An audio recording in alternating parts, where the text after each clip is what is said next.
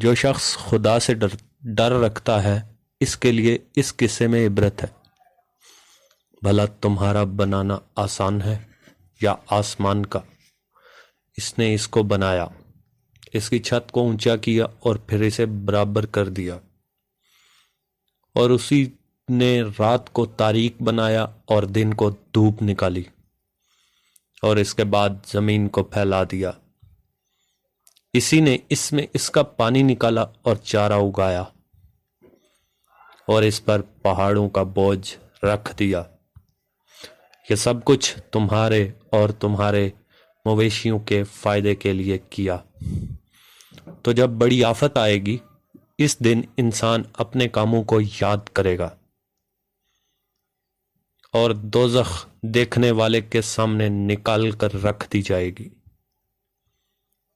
تو جس نے سرکشی کی اور دنیا کی زندگی کو مقدم سمجھا، اس کا ٹھکانہ دوزخ ہے۔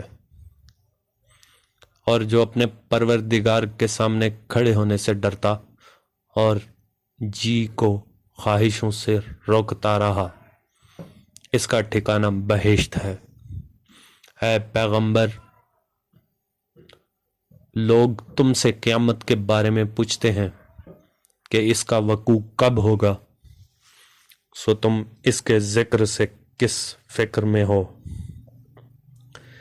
اس کا منتہا یعنی واقع ہونے کا وقت تمہارے پروردگار ہی کو معلوم ہے۔ جو شخص اس سے ڈر رکھتا ہے، تم تو اسی کو ڈر سنانے والے ہو۔ جب وہ اس کو دیکھیں گے تو ایسا خیال کریں گے کہ گویا دنیا میں صرف ایک شام یا ایک صبح رہے تھے۔ صدق اللہ العظیم۔